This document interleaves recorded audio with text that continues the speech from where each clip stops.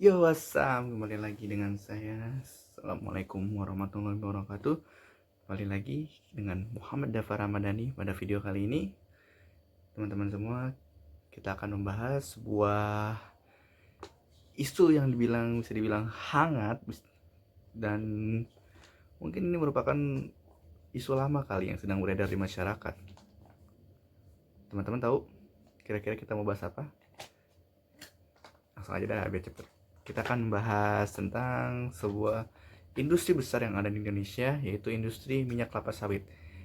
Tapi pembahasan kita akan berfokus pada stigma masyarakat tentang industri ini. Di masyarakat berkembang bahwa katanya industri minyak kelapa sawit itu merupakan industri yang merusak lingkungan. Loh, kenapa bisa merusak lingkungan? Nah, kita akan membahas kenapa itu bisa terjadi, dan karena kita tahu sebenarnya tuh industri minyak kelapa sawit itu merupakan industri yang sangat besar, yang sangat berkembang di Indonesia. Tapi ternyata kenyataannya di sisi gelapnya, industri minyak kelapa sawit menyimpan sejumlah problematika dan PR-PR yang berkaitan dengan lingkungan hidup, HAM, dan lain sebagainya. So, balik lagi kita akan mulai pembahasannya. Ini dia sawit versus everybody, lingkaran setan industri minyak kelapa sawit.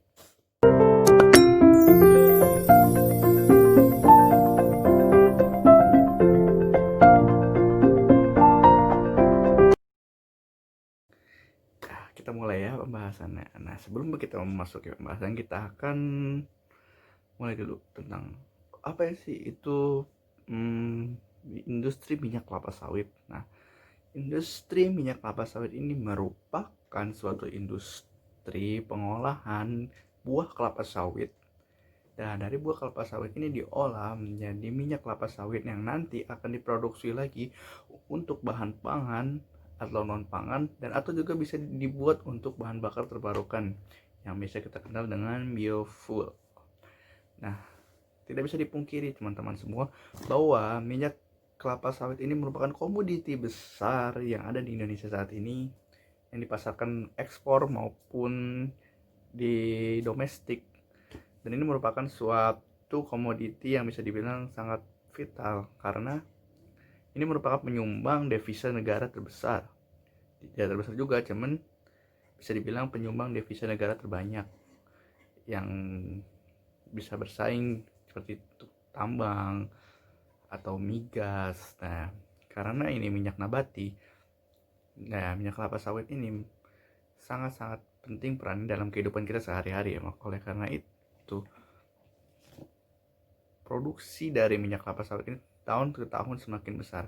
Nah, GAPKI atau organisasi yang menaungi pengusaha kelapa sawit merupakan organisasi yang menaungi kelapa sawit ini mencatat bahwa pada tahun 2000, kalau tidak salah 2015, total produksi per tahun minyak kelapa sawit di Indonesia itu mencapai sekitar 26 ton. Luar biasa bukan?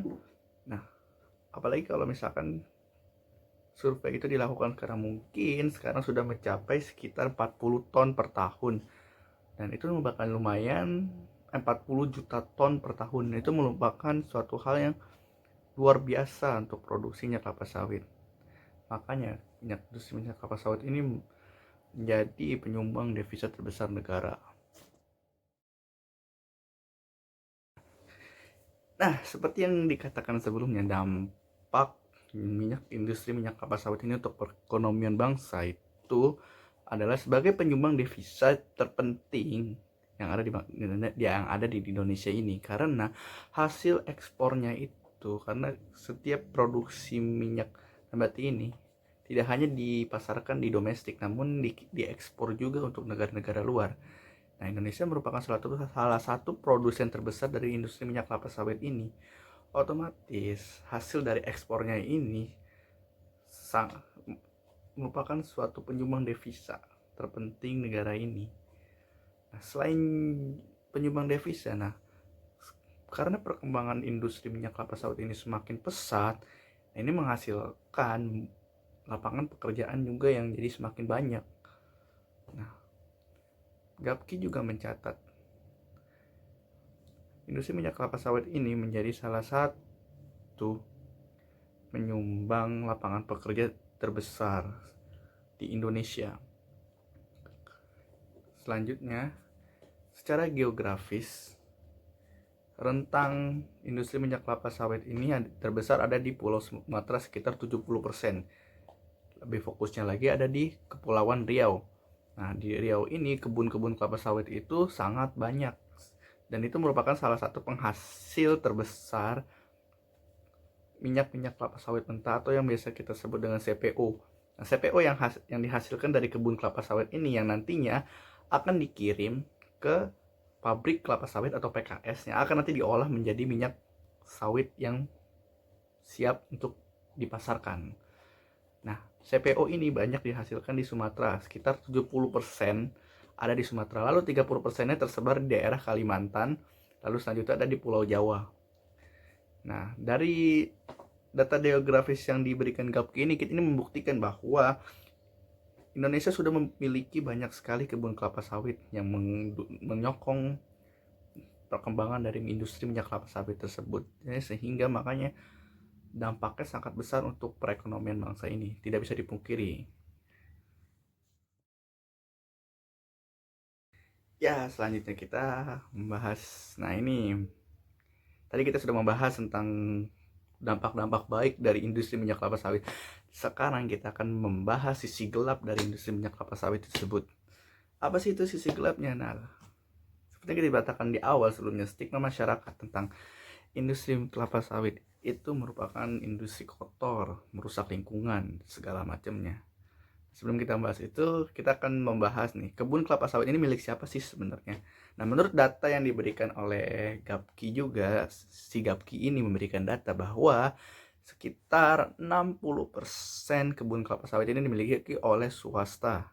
Lalu kemudian 40%-nya dimiliki oleh garapan rakyat atau kebun rakyat itu sendiri yang diolah secara individu oleh masyarakat. Namun kenyataannya, faktanya dari 60% kebun yang dimiliki swasta ini kebanyakan merupakan kebun-kebun yang bisa dibilang hasil-hasil dari alih lahan atau pembukaan lahan baru. Nah, sehingga si 60%-nya ini bisa dikatakan memakan si 40%-nya ini yang milik punya rakyat ini. Nah, ini yang menyebabkan bisa dibilang permainan kotor lah untuk industri kebun kelapa sawit ini, karena masih banyak pengusaha nakal yang melakukan eksploitasi lahan, pembakaran hutan, pendirian lahan gambut, yang seharusnya lahan gambut ini merupakan lahan bersih hutan yang seharusnya jangan dipakai, dan itu bisa mengganggu ekosistem yang ada di hutan itu sendiri. Oleh karena itu, ini merupakan suatu hal yang condong bisa dibilang suatu pro kontra.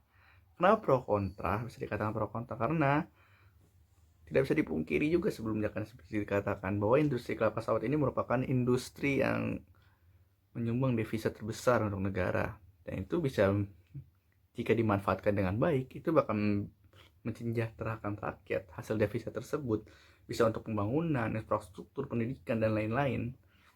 Namun kenyataan di lapangannya ternyata malah merugikan. Dan itu menjadi hal yang terus-menerus terjadi dan tidak ada titik terang dari masalah tersebut. Selanjutnya, selain kerusakan lingkungan juga ada eksploitasi pekerja. Masyarakat yang terdampak akan alih fungsi lahan tersebut mau tidak mau harus mencari pencarian baru. Nah, mata pencariannya ya mereka harus ikut dalam kebun tersebut atau menyingkir dari kebun tersebut, dan bisa dikatakan mereka meninggalkan tanah kelahiran mereka, dan ini merupakan salah satu pelanggaran hak asasi manusia. Nah, pelanggaran ini sering terjadi oleh pengusaha nakal yang asal semena-mena menebas hutan menjadi kebun kelapa sawit. Nah, pemerintah juga belum terpikirkan untuk melakukan suatu undang-undang untuk mengatur itu, mengontrol itu semua. Saya katakan pemerintah belum tegas akan hal itu, sehingga masih terjadi banyak kecurangan-kecurangan yang terjadi di lapangan. Ya, selanjutnya adalah bagaimana cara upaya pemerintah untuk menengahi permasalahan ini yang bisa dibilang tidak kunjung usai dan akan terus seperti ini berlanjut dan tidak menemukan titik terangnya. Jawabannya bisa dibilang belum sangat memuaskan, bisa dikatakan. Ya, salah satu upaya pemerintah untuk menjaga kelestarian lingkungan di saat perkembangan industri minyak kelapa sawit ini melalui sertifikasi, ada RSPO, ada juga ISPO. Nah, apa sih ya RSPO itu? Nah, RSPO dan ISPO ini merupakan salah satu sertifikasi yang merupakan bagian dari program sawit berkelanjutan. Ini merupakan program yang sudah dicanangkan oleh industri minyak kelapa sawit internasional yang diikuti oleh Indonesia. Nah, industri minyak kelapa sawit nasional juga menyadari bahwa perkembangan dari industri ini lumayan berdampak pada lingkungan dan kesejahteraan masyarakat. Oleh karena itu dibuatlah sertifikasi ini agar tetap menjaga kelangsungan hidup, lingkungan, dan juga masyarakat. Nah, program sawit berkelanjutan ini menurut RSPO sebelumnya ada RSPO itu sendiri. RSPO ini merupakan sertifikasi yang dibuat oleh Uni Eropa, sementara ISPO ini dibuat oleh Indonesia. Nah, pertama adalah RSPO. RSPO ini merupakan singkatan dari Round Table on Sustainable Palm Oil.